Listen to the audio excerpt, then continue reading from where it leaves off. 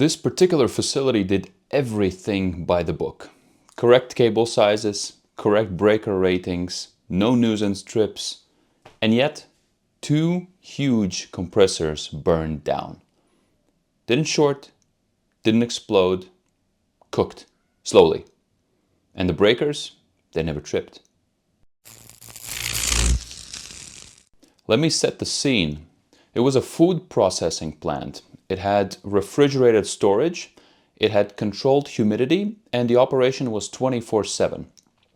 And basically it was critical that compressed air was continuously coming into the system. And it just means that if the compressed air stops, the whole plant shuts down.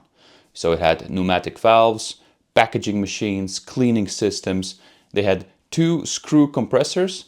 Each was about 90 kilowatts of power.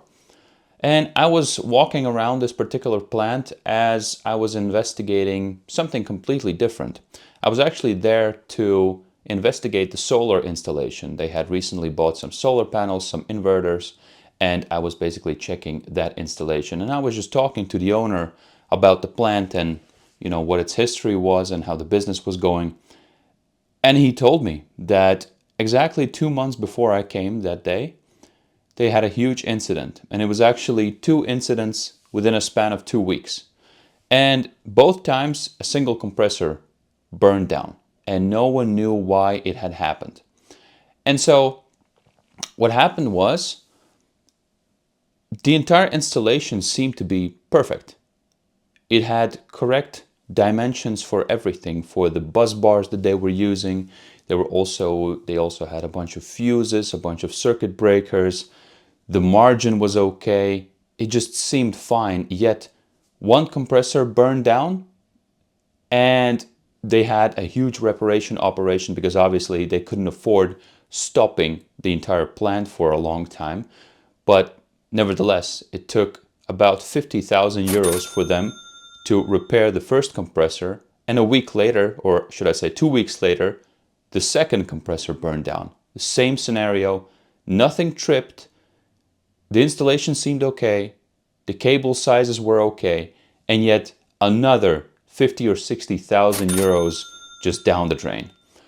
So he asked me, like, how is this possible? Because it seems like they had fixed everything and the operation was still going on, yet no one knew the exact cause.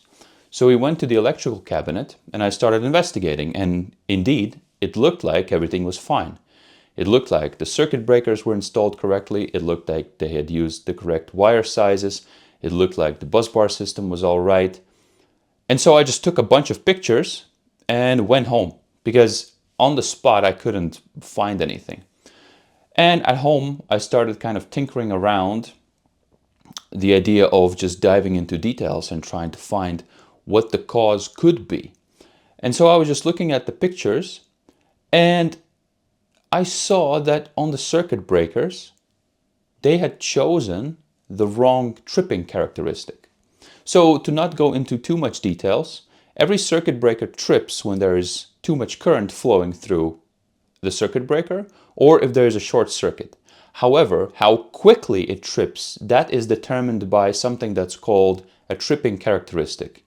You have different tripping characteristics and all it means is that a particular characteristic says, I can tolerate about 2 times the amperage for 5 seconds, then I'm going to trip. Another tripping characteristic could mean I can tolerate 2 times the amperage for 15 seconds, and then I'm going to trip, and so on and so forth. So because those tripping characteristics are distinctly labeled on the circuit breakers, I think I found the issue. And indeed, next 2-3 days, I spent my time just investigating this a bit further. And then I called the owner and I asked for contact information of the installation company that had done the install for them, the electrical install. And I got the information and I started talking to the engineers. And it turned out, well, one thing led to another, that they had to optimize for no nuisance tripping. They had to optimize for everything. And one of the risks that they took was that they had no thermal protection for the compressors, which means that in combination with overloading the circuit, in other words, and having a wrong sized tripping characteristic, it means that the compressors were just continuously being overloaded and they started to heat up. And there was nothing to stop the process. There was nothing to trip the circuit. There was nothing to indicate that something has gotten too hot. See, the engine's running, but there's nobody behind the wheel. Safety systems do exactly what they are designed to do. And on the contrary, they don't do what they're not asked to do. So everything was broken. They lost about 100,000 euros on just this silly reparation. And in reality, the issue or the solution would have cost them about, I want to say, not more than 500 euros. So that's about the scale difference, 500 euros versus 100,000 euros. So if your system doesn't trip, if it never complains, if it never alarms, it doesn't mean that it's safe. It also could mean that something is silently accumulating damage, which was exactly the case for these compressors. And so, in general, this is why I never trust systems that never trip. It's because it almost seems like it's too perfect.